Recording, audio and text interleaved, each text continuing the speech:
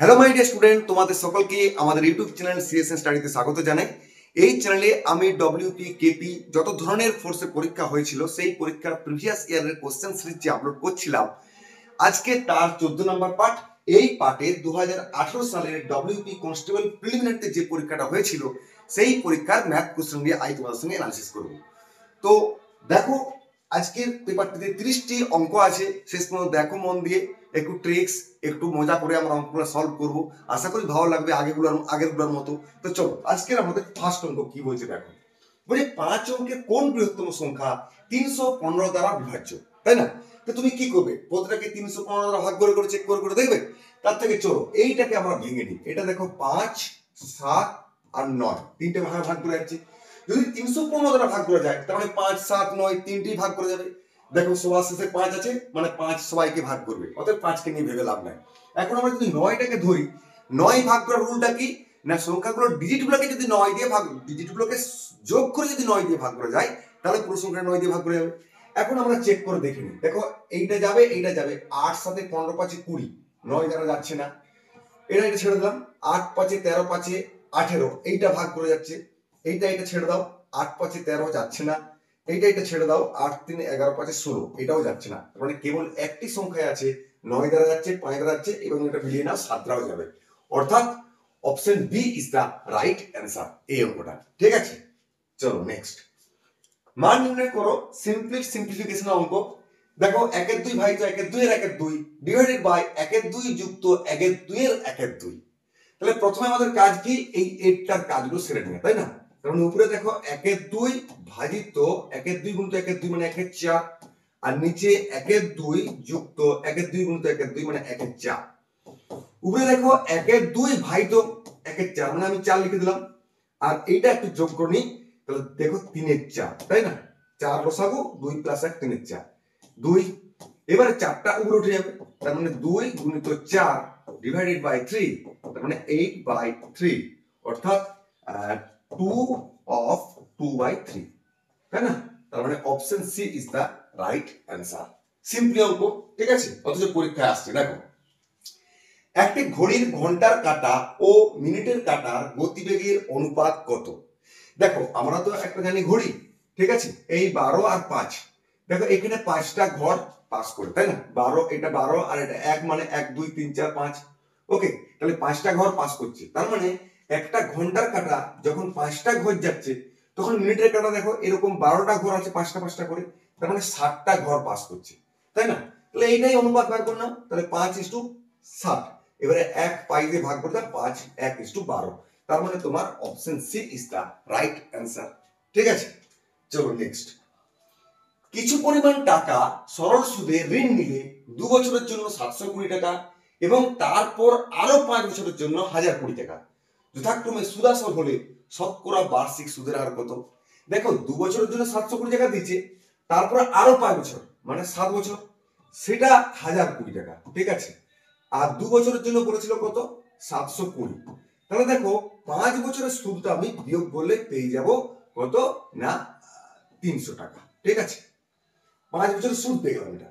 তাহলে 1 বছরের সুদ কত পাবো? 5 দিয়ে ভাগ করলাম 60 টাকা। তাহলে 1 বছরের যদি সুদ 60 টাকা হয় তাহলে 2 বছরের কত? 120 টাকা। তাহলে এই 2 বছরের এইটা সুদ আসল, সুদ 120। যদি আমি সুদটা বিয়োগ করে দিই তাহলে আসলটা পেয়ে গেলাম 600 টাকা। এরপর আমাদের সুদের হার কিভাবে বার করতে হয় না, নিচে হয়ে গেল আমাদের আসল, উপরে হবে 1 বছরের সুদ 60 টাকা আর 100 দিয়ে গুণ, ব্যাস হয়ে গেল সুন্দর গল্প। 6×10=60, তার মানে 10% হয়ে গেল আমাদের সুদের হার। তার মানে option A is the right answer. আমি সরল সুদের ভিডিও কিন্তু আপলোড করে দিয়েছি, তোমরা প্লেলিস্টে গিয়ে দেখে নিতে পারো, ঠিক আছে? 1 থেকে 100-র মধ্যে কতগুলি সংখ্যা আছে যেগুলি 4 দ্বারা সম্পূর্ণরূপে বিভাজ্য এবং সংখ্যাটির মধ্যে 4টি অঙ্ক অর্থাৎ 4টি ডিজিট থাকবে? তাহলে আমাকে কি করতে হবে? 1 থেকে 100-র মধ্যে 4 দ্বারা ভাগ যাচ্ছে এমন সংখ্যাগুলো খুঁজতে হবে এবং তাতে 4 আছে সেগুলোকে খুঁজতে হবে, সেগুলোই চেয়েছে। দেখো 4 1 4, 4কে 4 দিয়ে ভাগ করে যাবে, 8কে তো ভাগ করা যাবে কিন্তু 8-এর মধ্যে 4 নেই, তার মানে 8 লিখবো না, 12 লিখবো না, 16 লিখবো না, 20 লিখবো না, 4 6 24 লিখবো। কেন না 4 আছে। তারপরে 28 লিখবো না, 32 লিখবো না, 36 40 লিখবো, ঠিক আছে, তারপর 44 লিখবো, 48 লিখবো, 52 লিখবো না, 56 লিখবো না, 60 লিখবো না, 64 লিখবো, ঠিক আছে, তারপরে 68 পর তোমার 72, 76, 80, 84 লিখবো, ঠিক আছে। তোমার এখানে মনে হবে স্যার দুটো চার আছে, কিন্তু তোমাকে তো বলেনি যে একটি চার থাকবে, চার থাকলেই হলো, তাহলে দুটো চারই থাকলেও আমার কোনো অসুবিধা নেই। তাহলে কটা সংখ্যা আছে? 1 2 3 4 5 6 7, এরকম আমি 7টা সংখ্যা পাচ্ছি, অর্থাৎ option D is the right answer. Clear? চলো নেক্সট নম্বর দেখো। দুটি সংখ্যার অনুপাত 2:3, বেশ 2:3 দিয়ে দিলাম। যদি সংখ্যা দুটির প্রত্যেকটিতে 8 যোগ করা হয় তবে তাদের অনুপাত গিয়ে দাঁড়াচ্ছে 3:4, ঠিক আছে। এখানে কি করেছি? 8 যোগ করেছি। এখন দেখো এই যে অনুপাত দুটো দেওয়া আছে, দেখো 2 থেকে 3 গ্যাপ 1, 3 থেকে 4 গ্যাপ 1, তাহলে গ্যাপটা এখানে সেম। এই গ্যাপটা কেন পাচ্ছি না? 8 যোগ করার জন্য। তাহলে 1 মানে 8 হয়ে গেল, তাহলে 2 মানে কত? 16, আর 3 মানে কত? 24। তাহলে সংখ্যাগুলো কত? 16 আর 24। তার মানে option C is the right answer. Clear? খুবই ইজি অঙ্কগুলো পড়ছে, এই ইজি গুলোই সেখানে হার্ড হয়ে যাবে যদি তোমার প্র্যাকটিস না থাকে। অতএব চলো নেক্সট। 28টি জিনিস বিক্রয় করে একজন ব্যক্তি 4টি জিনিসের বিক্রয় মূল্যের সমান লাভ করেন, শতকরা লাভের হার কত? দেখো লোকটা যখন জিনিসগুলো বিক্রি করছে, 28টা জিনিস যখন বিক্রি করছে, যে প্রফিটটা হয়েছে সেটা 4টা জিনিসের বিক্রয় মূল্যের সঙ্গে সমান। তার মানে 28টা জিনিসের প্রফিট সেটা 4টা জিনিসের বিক্রয় মূল্যের সঙ্গে সমান, প্রফিট আর সেলিং প্রাইস। তাহলে তুমি এখানে প্রফিট আর সেলিং প্রাইসের অনুপাতটা বার করে নাও, তাহলে 1:7। তাহলে প্রফিট আর সেলিং প্রাইস, কস্ট প্রাইস কত হবে না? সেলিং প্রাইস মাইনাস প্রফিট মানে 6। তাহলে দেখো selling price 6, cost price 6, selling price 7, তাহলে এখানে আমার লাভ কত? প্রফিট 1, প্রফিট তো 1 পেয়েছি। তাহলে আমার অনুপাত মানে সুদের হার কি, মানে প্রফিটের হার কি করে বার করতে হয়? উপরে হবে প্রফিট, নিচে হবে কস্ট প্রাইস গুণিত 100, ঠিক আছে। এবার একটু কাটাকাটি করে নাও, 2 × 5 = 100, 3 × 2 = 6, মানে 3 × 48, 16 × 2 = 3% হচ্ছে লাভের হার, অর্থাৎ option A is the right answer. মজা লাগছে? চলো আবার মজা লাগবে আজকে। দুটি লোক ও 7টি বালক একটি কাজ 4 দিনে সম্পূর্ণ করে, 4টি লোক ও 4টি বালক ওই কাজ 3 দিনে সম্পূর্ণ করে, তাহলে একটি লোক ওই কাজ কত দিনে সম্পূর্ণ করবে? দেখো দুটি লোক আমি এম দিয়ে দিলাম, তার সঙ্গে 7টি বালক মানে আমি বয়, একটি কাজ 4 দিনে সম্পূর্ণ করে, তাহলে M1 B1 by W1, W1 এখানে 1। সেই কাজটাই বলছে 4টি লোক 4টি বালক মিলে 3 দিনে করছে, ঠিক আছে, ব্যাস। তাহলে একটি লোক কাজ কত করবে? এখন দেখো এইটা থেকে আমি লোক আর বালকের কাজ করার দক্ষতাটা বার করে নিতে পারবো। কি হবে? তাহলে একটু গুণ করো, 8M 4 7 28B, ঠিক আছে, এদিকে 3 4 12M, আর এদিকে 12B।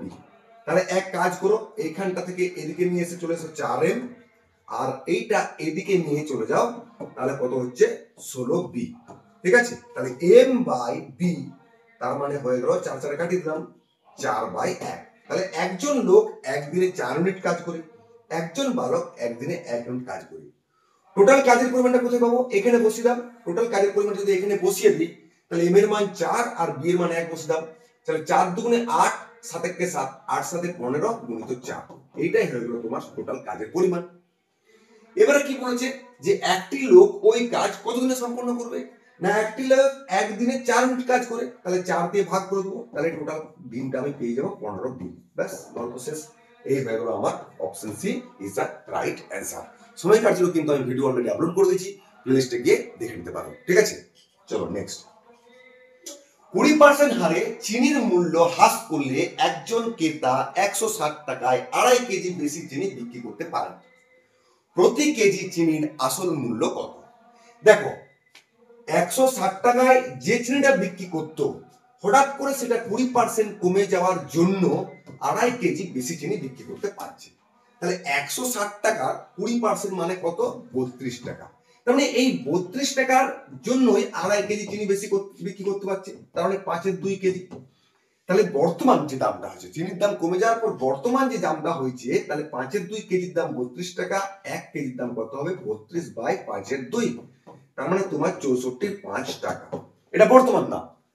সেটা কত না 20% দাম কমে গেছে বলে এটা হয়েছে, তার মানে নিশ্চয়ই এটা 80%। তাহলে 80%-এর দাম হচ্ছে 64.5। আমাকে আসল মানে আসল ক্রয় মূল্য চাইছে, মানে 100% চাই। তাহলে 80% মানে 64.5, 1% আর 100%, বাস এইটা বার করতে পারলে তোমার ক্যালকুলেশন শেষ। তাহলে এইটা করতে গেলে তোমার একটু ক্যালকুলেশন করে নিতে হবে, কাটাকাটি করে নিতে হবে। তাহলে একটা শূন্য কাটিয়ে দিবে, 28 তে 64, 5 দুগুণে 10, তাহলে দেখো 16 টাকা হয়ে যাচ্ছে তোমার আসল ক্রয় মূল্য। আর যদি তোমাকে নকল অর্থাৎ বর্তমান চাইতো, তাহলে এইটা ভাগ বলে কিন্তু আমি বর্তমান দামটা পেয়ে যেতাম। তার মানে যেহেতু আমার আসল চেয়েছে, আসল ক্রয় মূল্য, তার মানে option A is the right answer. Clear? চলো নেক্সট। এখন দেখো আমার কি বলছে, সকাল 10টার সময় আর এবং এস যথাক্রমে 3 কিলোমিটার পার ঘন্টা এবং 4 কিলোমিটার পার ঘন্টা বেগে পরস্পরের দিকে যাত্রা শুরু করে। যাত্রা শুরুর সময় যদি তাদের মধ্যেকার দূরত্ব 17.5 কিলোমিটার হয়, তবে তারা কোন সময়ে পরস্পরের সাথে মিলিত হবে? এই ধরে নাও মোট টোটাল যাত্রাপথটা অর্থাৎ 17.5 কিলোমিটার। এখানে আর শুরু করছে সকাল 10টার সময় কত 3 কিলোমিটার পার আওয়ার বেগে, ঠিক আছে। আর এদিকে এস শুরু করছে ওই একই সময়ে 4 কিলোমিটার পার আওয়ার বেগে। তারা কখন মিলিত হবে? মিলিত মানে টাইমটা চেয়েছে। সময় মানে কি দূরত্ব বাই বেগ। এখানে দূরত্ব কত 17.5 আর বেগ কি করে বার করবো না, দুজনে যেহেতু একসঙ্গে মুভ করছে তার মানে আপেক্ষিক গতিবেগ। আর আপেক্ষিক গতিবেগ কিভাবে বার করতে হয়, যদি দুটো পরস্পরের বিপরীত মুখে আসে তাহলে আপেক্ষিক গতিবেগ যোগ হবে, যদি একই মুখে যায় তাহলে বড় থেকে ছোটটা বিয়োগ হবে। এখানে দেখো পরস্পরের মুখে আসছে, তার মানে যোগ হয়ে যাবে 4 3 7, ব্যাস। তার মানে দেখো এটা ঘন্টা হয়ে গেল সময়টা, তাহলে এটা যদি একটু ভাগ করে নাও কত হবে 7 দুগুণে 14, 5 7 35, মানে 2.5 ঘন্টা সময় লাগছে। 2.5 ঘন্টা পর তারা মিলিত হবে। ছেড়েছিল সকাল 10টায়, তার 2.5 ঘন্টা পর, মানে কত 12:30, 12:30, তার মানে 12:30 PM এ মিলিত হবে, অর্থাৎ option B is the right answer. 10.5 ঘন্টা মানে কি 5-এর 10 দিয়ে 60 গুণ 6, 5 36 মিনিট, তার মানে আধা ঘন্টা হয়েছে, ওই জন্য 2.5 ঘন্টা বলে আমি কাজটা সেরে নিলাম। ঠিক আছে, নেক্সট অঙ্ক। একটি চৌবাচ্চা 5 ঘন্টায় পূর্ণ হয়, কিন্তু চৌবাচ্চাটিতে একটি ছিদ্র থাকার জন্য সেটি পূর্ণ হতে 6 ঘন্টা সময় লাগে। ওই ছিদ্র দ্বারা পরিপূর্ণ চৌবাচ্চাটি কতক্ষণে খালি হবে? দেখো আমি বলছি, আমি ভাবছি যে একটা চৌবাচ্চাকে এ নল দ্বারা পূর্ণ করছে, সেটা 5 ঘন্টা সময় লাগছে, কিন্তু একটা লিক আছে, আমি মানে তাতে নল জলও হচ্ছে আর লিক দিয়ে জলও বেরিয়ে যাচ্ছে, সেটার জন্য একটু সময় লাগবে, 6 ঘন্টা সময় লাগবে। এখন যদি আমি এটাকে লসাও করি, এটা হয়ে গেল টোটাল আমার জলের মানে জল ধরার ক্ষমতা ট্যাঙ্কের যে ক্যাপাসিটিটা। এখন 5 দিয়ে ভাগ করলে 6 আর 6 দিয়ে ভাগ করলে 5, তার মানে এ নল 1 ঘন্টায় 6 ইউনিট জল ভরে, আর যখন লিক করা থাকে তখন 5 ঘন্টায় জল ভরে। এবার চেয়েছে কি ছিদ্র দ্বারা মানে লিক দ্বারা কতক্ষণে খালি হয়। তাহলে লিকটা বের করতে হলে কি করতে হবে, আমাকে এখান থেকে এটা বিয়োগ করে দিতে হবে। তাহলে বিয়োগ করলে কি হবে, এখান থেকে এটা বিয়োগ করলে মাইনাসটা এলো কেন, জল বের করে দিচ্ছে বলে। তার মানে লিক 1 ঘন্টায় 1 ইউনিট জল বের করে দেয়। তাহলে 30 ইউনিট জলকে বের করতে 30 ঘন্টা সময় লাগবে, এই তো ব্যাপার। তার মানে 30 ঘন্টা হয়ে গেল অ্যান্সার। তার মানে option A is the right answer. নল চৌবাচ্চা, সময় দূরত্ব, এই ভিডিওগুলো আমি অলরেডি আপলোড করে দিয়েছি। তোমরা প্লেলিস্টে যাও, পাটিগণিত সুবিদ্যা স্যারের নিউ বুক, সেখান থেকে দেখে নিলে এগুলো তুমি ইজিলি পারবে, যে কোনো পরীক্ষার জন্য আশা করি হয়ে যাবে। একটি লোক কোন নদী সোজাসুজি অতিক্রম করতে চান, বেশ, স্থির জলে নদীটি অতিক্রম করতে 4 মিনিট সময় নেয় এবং স্রোতের প্রতিকূলে 5 মিনিট সময় নেয়। যদি নদীটি 100 মিটার চওড়া হয় তবে স্রোতের বেগ কত? বেশ, দেখো স্থির জলে নদীটি অতিক্রম করছে লোকটি, তার মানে লোকটা নিজের বেগ হয়ে গেল, মানে এখানে নৌকা হলো নৌকার বেগ হয়ে যাবে, আমি এম নিয়ে ধরলাম। নৌকার নিজের বেগ তাহলে কত হয়ে গেল, দূরত্ব বাই সময়। দূরত্ব মানে এখানে মিটার আর মিনিট আছে, তার মানে 4 × 125 মিটার পার আমি মিনিট ধরে নিলাম যখন স্থির জলে নৌকা মানে লোকটা যাচ্ছে। এবারে স্রোতের প্রতিকূলকে আমি পি ধরে নিলাম, সেটা কি না 5 মিনিট সময় নয়, ওই 100 মিটার যেতে 5 মিনিট সময় নেয়। তার মানে কত গতিবেগটা হয়ে গেল 20 মিটার পার মিনিট। ঠিক আছে, বেশ। আমার চেয়েছে স্রোতের বেগ। তাহলে প্রতিকূলে নৌকার বেগ মানে আমি জানি নৌকাটা এগাচ্ছে আর তার থেকে স্রোতটা বিয়োগ হবে, কারণ স্রোতটা ব্যাকে কাজ করবে, প্রতিকূল না। আমার স্রোতের বেগ চাই, তাহলে স্রোত সমান কি হবে, নৌকা মাইনাস প্রতিকূলের বেগ। তার মানে এটা হয়ে গেল 5 মিটার পার মিনিট। কিন্তু আমার মিটার পার ঘন্টাতে অ্যান্সার আছে, তাহলে মিনিটটাকে ঘন্টা করতে গেলে আমাকে 60 দিয়ে গুণ করে দিতে হবে। তার মানে 300 মিটার পার ঘন্টা হয়ে যাবে প্রতিকূলের স্রোতের বেগ, স্রোতের বেগ হয়ে যাবে 300 মিটার পার ঘন্টা। অর্থাৎ option C is the right answer. Clear? চলো নেক্সট। একটি আয়তাকার ক্ষেত্রের দুটি বাহুর অনুপাত 3:4 এবং ক্ষেত্রফল 7500 বর্গমিটার হলে প্রতি মিটার 2.5 টাকা হিসেবে মাঠটির চতুর্দিকে বেড়াইতে কত খরচ হবে? দেখো, দুটি বাহুর অনুপাত 3:4, এইটা আমি x দিয়ে বাহুগুলো করে নিলাম, 3x 4x। এবারে বলছে ক্ষেত্রফল, ক্ষেত্রফল মানে কি দৈর্ঘ্য ইনটু প্রস্থ, সেটা সমান বলে দিয়েছে 7500। তাহলে এখান থেকে দেখো 3 4 12 x স্কয়ার সমান হয়ে গেল গিয়ে 7500। তার মানে x স্কয়ার আমি পাবো 7500 বাই 12। তার মানে কত হচ্ছে 6 12 72, 12 দুগুণে 24, 5 12 7, 625। তার মানে x সমান পেয়ে গেলাম গিয়ে আমাদের 25, তাই না? তাহলে বাহুগুলো কত হয়ে যাবে, 3 গুণিত 25 মানে হচ্ছে তোমার 75, আর এদিকে 4 পয়সা 100, 100। এবারে কি বলেছে, প্রতি মিটার 2.5 টাকা হিসেবে মাঠটির চতুর্দিকে বেড়াইতে কত খরচ হবে? মাঠটির চতুর্দিকে বেড়া দেওয়া মানে পরিসীমা বরাবর বেড়া দেওয়া। তার মানে আয়তক্ষেত্রের আমাকে পরিসীমা বার করতে হবে। আয়তক্ষেত্রের পরিসীমা মানে 2 ইনটু দৈর্ঘ্য প্লাস প্রস্থ। এবার খরচা কত হয়েছে, 2.5 টাকা, ব্যাস এই গল্প শেষ। এবারে কত হবে তোমার, এটা 2.5 গুণ 2 মানে 5 হয়ে যাবে, আর এটা হয়ে যাবে 175। তার মানে এদিকে 500, এদিকে 5 7 28, তাহলে 728 780, 5 5 25, তার মানে দেখো 875 হচ্ছে, তাই না? অপশন ডি ইজ দা 5 5 25 2, 5 7 35, 37, 3 5 22 না 875 টাকা খরচ হচ্ছে। ঠিক আছে, তাহলে এইভাবে তুমি অঙ্কটা করে নিবে। আমি পরিমিতির এখনো ভিডিও আপলোড করা শুরু করিনি, শীঘ্রই করব। ঠিক আছে, দেখো 14 নম্বরে কি বলছে, কোন সম্পত্তির 0.36 অংশের মূল্য 14,400 টাকা হলে সমস্ত সম্পত্তির মূল্য কত?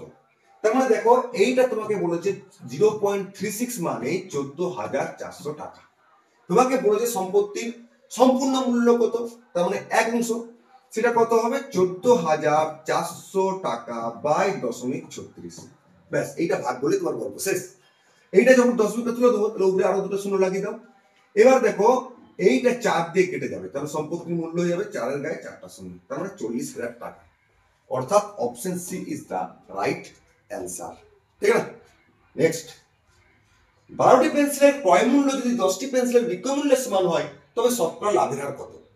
কিছুই নেই, এগুলো করে করে তোমাদেরও চুল পেকে যাচ্ছে। 12টি পেন্সিলের ক্রয় মূল্য 10টি পেন্সিলের বিক্রয় মূল্যের সঙ্গে সমান, 2 6 12, 2 5 10, তাহলে সিপি বাই এসপি সমান 5/6।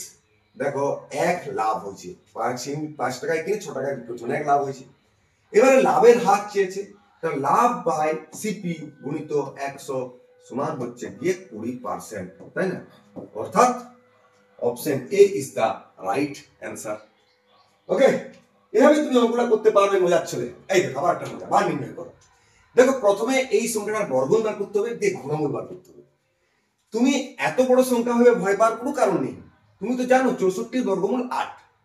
ঠিক আছে, এখানে দেখো দশমিকের পর দুটো দুটো করে জোড়া লাগিয়ে দিই, তার মানে আমারও এখানে দুটো জোড়ার জন্য একটা আসবে, মানে এখানে 3 ডিজিটের আসবে দশমিক, তাহলে বাকি ডিজিটগুলো 0 0 বসে দিই, এরপরে কিউব। তুমি আবার ভয় পাওয়ার কোনো কারণ দেখছো না, কারণ তুমি জানো 8 এর বর্গমূল 2, আর ঘনমূলের যখন বাইরে বেরিয়ে আসবে দশমিকের পর 3টার জন্য একটা বেরিয়ে আসবে, মানে এইটা হলো তোমার অ্যান্সার। অর্থাৎ 0.2 হলো তোমার অ্যান্সার। তার মানে তোমার option C is the right answer. ঠিক না? চলো নেক্সট। 45 লিটার মিশ্রণে দুধ ও জলের অনুপাত 3:2 ওই মিশ্রণে কত পরিমাণ জল মেশালে দুধ ও জলের অনুপাত 9:11 হবে। রিসেন্টলি আমি মিশ্রণ চ্যাপ্টারের ভিডিও আপলোড করলাম, তুমি যদি ওটা ভালো করে নাও। এগুলো তুমি এগুলো কেন, তুমি সিপিডব্লিউপি কেপি কেন, তুমি যে পরীক্ষার জন্য প্রিপারেশন নাও না কেন, তুমি পারবেই। একটা বই কে তুমি খুব ভালো করে প্রিপারেশন নাও, সুবিধার স্যারের বই যথেষ্ট এই জন্য। ঠিক আছে, দেখো দুধ ও জলের অনুপাত তোমাকে বলে দিয়েছে 3:2। কত লিটারে? 45 লিটারে। এখানে যোগ কত করছি? 5। এই 5 মানে 45 লিটার, তাহলে 1 মানে কত? 9 লিটার। তাহলে তোমার এই মিশ্রণটাতে দুধ আছে কত? 3 9 27 আর জল আছে কত? 18। এবারে কি বলছি, ওই মিশ্রণে কত পরিমাণ জল মিশালে দুধ ও জলের অনুপাত 9:11 হবে। কত পরিমাণ জল মিশাবে? দেখো জল তো মিশাবো, দুধ তো নয়, তার মানে দুধের যে পরিমাণ সেটা ঠিক থাকবে। তার মানে আগে ছিল 27, এখনো আমাকে 27 করতে হবে, তার মানে 3 দিয়ে গুণ করে দিতে হবে। অর্থাৎ দেখো 3 দিয়ে গুণ করলে 27 আর 33। দেখো দুধ একই আছে, শুধু জলটা আমার বেড়ে গেছে কত? 15 লিটার, 15 বেড়ে গেছে। তার মানে এইটা মিশিয়েছিলাম বলেই 33 হয়েছে, অর্থাৎ 15 লিটার আমাকে জল মিশাতে হবে। এই গল্প খুব কি জটিল লাগছে গল্পগুলো? একদম মানে সেই রূপকথার গল্পের মতো লাগছে কি? আর্জুনের একটা কমিটিতে 35 বছর এবং 45 বছর দুইজন পুরুষের বদলে দুজন মহিলা অন্তর্ভুক্ত হয়। তাহলে আর্জুনের গড় বয়স 2 বছর করে বেড়ে যায়। ওই দুই মহিলার গড় বয়স কত? দেখো আমার 35 বছর আর 45 বছর, তার মানে তোমার 80 বছর অলরেডি চলে যেয়ে আবার ফিরে আসছে দুজন মহিলা। তার জন্য গড় বয়স 2 করে বেড়ে যাচ্ছে, মানে আগে 8 ছিল, গড় বেড়ে যাচ্ছে, মানে 16 বেড়ে যাচ্ছে। তার মানে তারা যেটা গেছিল সেটা ফিরে আসছে, তার কিছুটা 16 আর কিছুটা এটা, ব্যাস। তার মানে আমার দুজনের গড় বয়স হয়ে গেল 96। এই দুজনের টোটাল বয়স হলো 96। এবার গড় বার করতে গেলে 2 দিয়ে ভাগ করে দিলে তারপরে 48 বছর হয়ে যাবে দুজনের গড় বয়স। কিচ্ছু জটিল নয়। গড় আমি এখন আপলোড করিনি, খুব শীঘ্রই আপলোড করবো, তখন এগুলো আরো ভালো হয়ে যাবে। যদিও এটা কিছু নেই, যারা দুজন চলে গেল, যারা ফিরে আসছে তাদের কিছুটা গড় বাড়িয়ে দিল, আর বাকিটা তো একই থাকবে। কিছুটা গড় বাড়িয়ে 2 করে গড় বাড়িয়ে দিচ্ছে, তার মানে কি একই ছিল আর 2 বাড়িয়ে দিচ্ছে, ব্যাপারটা কি? তার মানে 80 ফিরে আসছে আর বাকি 16টা এখানে বাড়িয়ে দিচ্ছে, এই তো ক্যালকুলেশন, আর কি আছে। পিতার বয়স তার 2 পুত্রের বয়সের যোগফলের 3 গুণ। 20 বছর পরে পিতার বয়স পুত্রের বয়সের যোগফলের সমান হবে। পিতার বর্তমান বয়স কত? বেশ, তো পিতার বর্তমান বয়স তুমি x ধরে নাও। আচ্ছা, পিতার বর্তমান বয়সটা x ধরে লাভ নেই, ঠিক আছে। পুত্রের বয়সের যোগফল 3 গুণ, তো 2 পুত্রের বয়সের যোগফল x ধরে নাও, পিতার বয়স তার 3 গুণ, ঠিক আছে। ওকে, 20 বছর পর যেমনি 20 বছর ক্রস করে যাব, পিতার বয়স পুত্রের বয়সের যোগফলের সঙ্গে সমান, তাহলে এ 20 বছর এগাবে, ঠিক আছে। আর এটা যেহেতু দুজনের যোগফল আছে, তার মানে দুজন 20 20 এগাবে 40, তাহলে এইটা যা এটাও তা হবে, কারণ সমান বলেছে। ব্যাস, এখান থেকে x বার করলে তো গল্প শেষ। তাহলে x কত? এদিকে নিয়ে যাও 2x, আর এদিকে নিয়ে গেলে 20, তার মানে x হয়ে গেল তোমার 10, ঠিক আছে। তাহলে 20 বছর আগে 2 পুত্রের যোগফল ছিল 10, ঠিক আছে।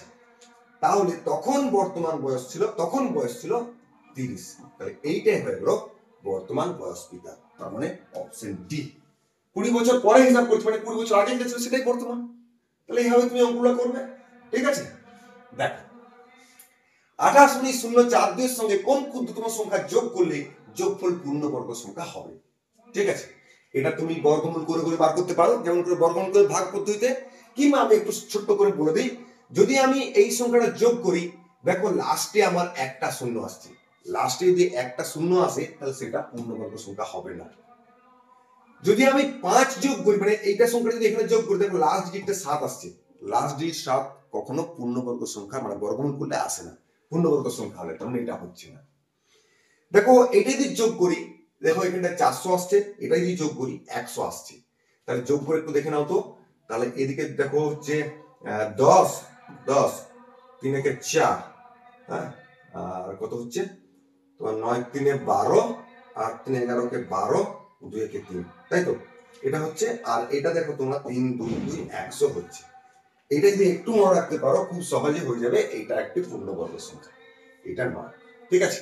যোগফলটা একটু নিয়ে নিই, 8 2 0 থেকে 1, 5 একে 6 4 10 থেকে 1, 3 একে 4, 9 3 12 থেকে 1, 8 একে 9, 8 একে 9 2 2900, তাই না, 2900। ওকে, এইটা হচ্ছে আমার টোটাল পূর্ণবর্গ সংখ্যা। আমি ভুল বললাম, তার মানে এইটা হবে 2900 কত বললাম 2400, তাই না? এটা হবে 2900 যোগ করলে এইটা পূর্ণবর্গ সংখ্যা হবে, অর্থাৎ option C is the right answer. Clear? চলো নেক্সট। সামনের সারিতে সর্বাধিক সৈন্য নিয়ে একটি বর্গাকার সৈন্যব্যূহ রচনা করা হলো। মোট এতজন সৈন্য নিয়ে এরূপ সজ্জায় 31 জন সৈন্য বেশি হলো। সামনের সারিতে কতজন সৈন্য ছিল? তার মানে কি, বর্গাকার সারিতে সাজানো হচ্ছে মানে কি, সাজানোর পর এই সংখ্যাটা এক্সট্রা হয়ে গেছে, এতগুলো সৈন্য এক্সট্রা হয়ে গেছে। তার মানে এইটা যদি আমি বিয়োগ করে দিই, তাহলে বিয়োগ করলে কত হচ্ছে আগে দেখে নাও তো, 40635, তাই না? এটা যদি বিয়োগ করে নিই তাহলে পূর্ণবর্গ সংখ্যা হবে, কারণ বর্গাকারে সাজিয়েছি। এখন এর বর্গমূল কোনটা হবে তুমি দেখে নিলে গল্প শেষ। লাস্টে যে 4, তার মানে 2 হতে পারে, 8 হতে পারে। আর এই যে সংখ্যাটা 635 এর আশপাশ সব থেকে বড় পূর্ণবর্গ সংখ্যা কোনটা হচ্ছে? 625, তাই না? দেখো এবার দেখো, তাহলে 8 আর 2 হতে পারে মানে কি, এ হচ্ছে না আর সি হচ্ছে না, ঠিক আছে? এবার দেখো 2 এর সঙ্গে 25 লেগে আছে, 8 এর সঙ্গে 22 লেগে আছে। যদি 22 স্কোয়ার করি দেখো 635 থেকে অনেক ছোট হয়ে যাচ্ছে, তার মানে এইটা হবে না। তাহলে 25 স্কোয়ার করলে 625 আর একটু আছে, তার মানে এইটার সম্ভাবনা বেশি, অর্থাৎ option D is the right answer. ঠিক আছে? তাহলে এইভাবে তুমি ক্যালকুলেশন করে দিতে পারো, কিংবা এটার বর্গমূল তুমি বার করে নিতে পারো। কিভাবে বার করবে? 2 কিংবা এটা কি 635টা 25 স্কোয়ার আর 26 স্কোয়ার মাঝখানে আছে, তাহলে সবসময় আমরা কমটা নেবো। ঠিক আছে, কমটা নিলাম। এবারে এটা গুণ করে দেখবে বেশি হচ্ছে না কম হচ্ছে, তো তুমি একটু দেখো এটা বেশি হচ্ছে, তার মানে আমাদের সরি, এটা করলে গুণ, এই দুটো গুণ করলে এই সংখ্যাটা কম হচ্ছে, তার মানে আমাদের এইটা অ্যান্সার হবে 252, যেটা আমাদের রুল ছিল। ঠিক আছে, চলো নেক্সট। একটি লোকের বেতন 20% হ্রাস করা হলো, তার মানে কি আগে 100 ছিল, এখন 20% হ্রাস করা হলো, মানে 80 হলো। ওই ব্যক্তির বেতন কত শতাংশ বৃদ্ধি করলে সে আগের সমান বেতন পাবে? কত শতাংশ বৃদ্ধি করতে হবে? 20%। 20 বৃদ্ধি করতে হবে, তাহলে শতাংশ পেতে গেলে 20/80 গুণিত 100, এই গল্প।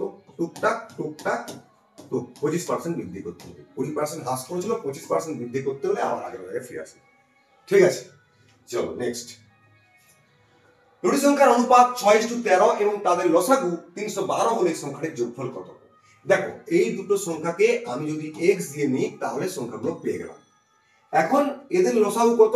6 গুণিত 13 গুণিত x, আর এটাই সমান বলে দিয়েছে 312।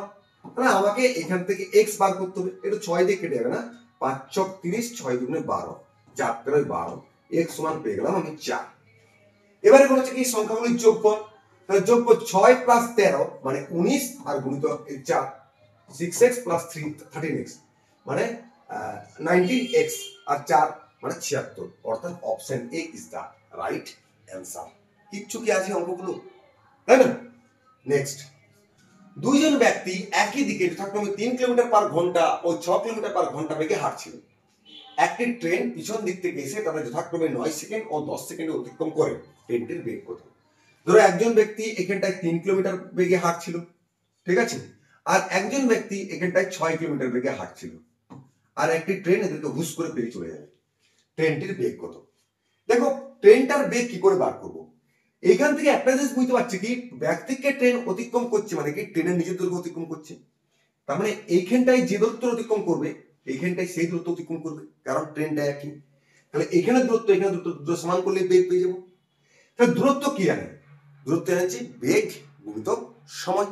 ঠিক আছে, এবারে দেখো এখানে ট্রেনটার বেগ যদি আমি ভি ধরে নিই, তাহলে ট্রেনটার গতিবেগ ভি আর সময় কত? এবার ট্রেনটার গতিবেগ শুধু ভি হবে না, কারণ ব্যক্তিওটা হাঁটছিল, ট্রেনটাও যাচ্ছিল এবং একই মুখে। তাহলে আপেক্ষিক গতিবেগের কনসেপ্ট। আপেক্ষিক গতিবেগ কি করে বার করবো? না বেশি গতিবেগ মাইনাস, যেহেতু একই মুখে আছে বেশি গতিবেগ মাইনাস কম বেগ, তাহলে ট্রেনের নিশ্চয়ই বেগটা বেশি হবে। তাহলে V minus 3 kilometre per hour গুণিত 9 সেকেন্ড। 9 সেকেন্ডকে আমরা কিলোমিটার পার মানে 9 সেকেন্ডকে আমরা ঘন্টায় নিয়ে যাবো, তার মানে 60 দিয়ে ভাগ করে দেবো। ঠিক এখানেও তাই হবে, ভি মাইনাস 6 এটা 10/60, তাহলে নিচ থেকে 60টা অলরেডি কাটিয়ে নাও, তাহলে 9v মাইনাস 27, 10v মাইনাস 60, 9vটা দিকে নিয়ে গেলে হয়ে গেল তোমার ভি, আর 60টা দিকে নিয়ে আসবে, তার মানে 33, তার মানে 33 কিলোমিটার পার আওয়ার হয়ে যাবে ট্রেনটির গতিবেগ। অর্থাৎ option A is the right answer. Clear? চলো নেক্সট। কয়েকজন ভিখারিকে 6 পয়সা করে দিলে কৌশিকের কাছে আরো 7 পয়সা বেশি থাকে। আবার প্রত্যেককে 8 পয়সা দিলে 5 পয়সা কম পড়ে। ভিখারির সংখ্যা কত? খুবই ইজি। ভিখারির সংখ্যা x ধরে নাও। প্রথমে 6 পয়সা করে যখন দিচ্ছে তাহলে এক্সট্রা ভিখারিকে 6x পয়সা লাগবে, তার আরো 7 পয়সা থেকে যাচ্ছে। কিন্তু পরে যখন 8 পয়সা করে দিচ্ছে তখন 5 পয়সা শর্ট পড়ে যাচ্ছে। ওই তো সেম, একই পয়সা একই লোক। তাহলে এটা দিকে নিয়ে চলে যাও 2x, আর এইটা দিকে নিয়ে চলে যাও 12। তাহলে x মানে হয়ে গেল 6। তার মানে তোমার option A is the right answer. Clear? দেখো 26। এক ফল বিক্রেতা তার সমস্ত কমলা লেবুর 1/4 একজন ক্রেতা এবং অবশিষ্টের 4/5 অপর এক ক্রেতার নিকট বিক্রয় করেন। তারপরেও তার কাছে যদি 33টি কমলা লেবু থেকে যায় তবে দ্বিতীয় ক্রেতা কতগুলি কমলা লেবু ক্রয় করেছেন? তো তুমি এক কাজ করো, এটা ভগ্নাংশের, তাহলে এই 4 আর 15 লসাগু করে নাও, তাহলে 60 হয়ে গেল তোমার লসাগু। তা তুমি ধরে নাও টোটাল 60টা কমলা লেবু ছিল। প্রথম জন কি করেছে 1/4 দিয়ে দিচ্ছে একজনকে, তাহলে 1/4 দিয়ে দিচ্ছে মানে 15টা দিয়ে দিচ্ছে, আরো থাকলো 45টা। এই 45টা আবার অপরজনকে কোটা দিয়েছে 4/15 এর 4/15 মানে তোমার হচ্ছে 3×15 45, 3×4 12, মানে অপর দ্বিতীয় জনকে 12টা দিয়ে দিয়েছে। তাহলে আর থাকলো কত? 33টা থাকলো। দেখো 33টা যখন মিলে গেছে তারপর দ্বিতীয় জনের সংখ্যাটাই এটা, অর্থাৎ 12টি কমলা লেবু দ্বিতীয় জনকে দিয়েছিল। সিম্পল। কি করলাম? প্রথমে ভগ্নাংশ লসাগু করলাম, না তুমি 1 অংশ করে ধরতে পারো। প্রথম ধরবে টোটাল কমলা লেবু 1 অংশ, তার প্রথম জন 1/4 দিয়ে দিয়েছে, তার মানে 1 - 1 তার 3/4 থাকলো। দ্বিতীয় জন 4/15 মানে 3/4 গুণিত 4/15, 4/4 কাটলো 1/5 থাকলো, সেই 1/5 মানে 33, তাহলে 1 মানে কত? 4/5 থেকে ওখানে বের করতে পারবে। কিংবা ভগ্নাংশগুলো 4×15 60, টোটাল কমলা লেবুর সংখ্যা ধরবে 60। প্রথম জন 1/4 নিয়ে নিচে, তার মানে 15টা নিয়ে নিচে, থাকলো কত? 45। দ্বিতীয় জন 4/15 নিয়ে নিচে, মানে কোটা নিচে 12টা নিচে, থাকলো কত? 33। আর এখানে 33 মিলে গেছে, তারপরে দ্বিতীয় জন চেয়েছিল ওটাই অ্যান্সার। এটা তোমার ভালো লাগে সেটা করবে। নেক্সট, নিম্নলিখিত ভগ্নাংশগুলিকে ঊর্ধ্বক্রমানুসারে সাজান, অর্থাৎ ছোট থেকে বড় আকার সাজাবে। তুমি কি করবে? এত কিছু বাদ দাও, সিম্পলি ভাগ করে 2 ডিজিট করে দশমিকের পর নিয়ে নাও, তাহলে খুব সহজে তুমি বুঝতে পারবে। ধরো 5কে যদি 7 দিয়ে ভাগ করি তাহলে কত হবে? দশমিক 7 7 তে 49, 7 1 7। ঠিক আছে। 9কে যদি 13 দিয়ে ভাগ করি কত হবে? 6 13 7 6 13 78, আর হচ্ছে তোমার 78 2 80 12, তাই না? তাহলে 12 আর একটা শূন্য, তার মানে 7 13 91, 8 13 হচ্ছে 12, মানে 7 খাচ্ছে, তাই না? আর এটা কত হবে? 3 ছক 18, তারপর 3 ছক 18 এরকম। এটা কত হবে? 80, 7 11 77, আর 3 13 33 এরকমটা। এবার দেখো সব থেকে ছোটকে 0.66 মানে 2/3। দেখো কোথায় কোথায় 2/3 আছে, তাহলে এইটা আর এটা বাদ চলে গেল। তারপরে ছোট কে আছে 2/3 এর পর তোমার, তারপর হচ্ছে 0.67 মানে 9/13। দেখো এইটা আছে, তার মানে option C is the right answer. এইভাবে তুমি খুব সহজে করতে পারবে। ঠিক আছে, চলো নেক্সট। একটি ব্যাগে 1 টাকা 50 পয়সা এবং 25 পয়সা মুদ্রার সংখ্যার অনুপাত 2:3:5 হলে তাদের মূল্যের অনুপাত কত? দেখো এগুলো হচ্ছে সংখ্যাগুলোর অনুপাত। তার মানে 1 টাকা আছে ধরে নেবে 2টা, 50 পয়সা আছে 3টা, 25 পয়সা আছে 5টা। তার টোটাল টাকা কত হচ্ছে? 1 টাকা যদি তোমার 2টা থাকে তার মানে পয়সা করো না 200 পয়সা। ঠিক আছে। 50 পয়সা যদি 3টা থাকে তার মানে 150 পয়সা। 25 পয়সা যদি 5টা থাকে 125 পয়সা। এবারে একটু কত দিয়ে কাটো? 25 দিয়ে কাটো, 8 পয়সা 200, আর 3 6 পয়সা আর 5 পয়সা, তার মানে 8 6 5, অর্থাৎ option C is the right answer, তাদের মূল্যের অনুপাত। ঠিক আছে, চলো নেক্সট। 841/2025 এর বর্গমূলকে কত দিয়ে গুণ করলে গুণফল 1 হবে? এর বর্গমূল। ঠিক আছে। 841 এর বর্গমূল হচ্ছে তোমার 9, এদিকে 9 আর এদিকে তোমার হচ্ছে 8, 8 29 হচ্ছে, তাই না? আর 2025 5 5 25 4 হচ্ছে। তাহলে এটাকে কত দিয়ে গুণ করলে 1 হবে? না কোন সংখ্যাকে কোন একটা সংখ্যা দিয়ে গুণ করলে 1 হবে তখনই যদি এর অনন্য দিয়ে গুণ করা হয়, তার মানে 45/29 দিয়ে গুণ করা হয়। তার মানে তোমার option C is the right answer. Clear? চলো নেক্সট। কোন ঘড়িতে 4টার ঘন্টা বাজতে 4 সেকেন্ড সময় লাগে, ওই ঘড়িতে 8টার ঘন্টা বাজতে কত সময় লাগবে? দেখো 4টা ঘন্টা মানে ধরো প্রথম ঘন্টা, দ্বিতীয় ঘন্টা, তৃতীয় ঘন্টা, 4টা ঘন্টা। 4টা ঘন্টা মানে 4 সেকেন্ড সময় দিচ্ছে, ঠিক আছে। অর্থাৎ দেখো 1 2 3, তাহলে 3টে গ্যাপ মানে 4 সেকেন্ড। তাহলে দেখো যতগুলো ঘন্টা বাজবে তার একটা গ্যাপ পাবো। ঠিক সেরকম 8টা ঘন্টা বাজতে, তার মানে 7টা গ্যাপে আমার কত সময় লাগছে, এটাই গল্প। 4টা বাজার মানে 3টে গ্যাপ, তাহলে 3টে গ্যাপ পাস করতে 4 সেকেন্ড সময় লাগছে। তাহলে 8টা ঘন্টা, তার মানে 7টা গ্যাপ পাস করতে কত সময় লাগবে? তাহলে 3টে গ্যাপে 4, 1 আর 7, তাহলে 4 7 28 বাই 3, তার মানে 3 9 27, 1 9 পূর্ণ 1 3 সেকেন্ড সময় লাগবে। অর্থাৎ option A is the right answer, ঠিক আছে। চলো আজকে এই পেজটাই 30টাই ছিল, আশা করি ভালো লেগেছে। যদি ভালো লাগে আমাদের একটা লাইক করো, কমেন্টে জানাও তুমি কোন ধরনের পরীক্ষার জন্য প্রিপারেশন নিচ্ছ আর কি ধরনের প্রিভিয়াস ইয়ারের কোশ্চেন চাইছো, তাহলে আমি সেরকমই ভিডিও আনার চেষ্টা করবো। আর বন্ধুদেরকে শেয়ার করো, তাহলে আমারও ভালো লাগবে। চলো পরের সেটে আবার দেখা হচ্ছে খুব শীঘ্রই। টাটা।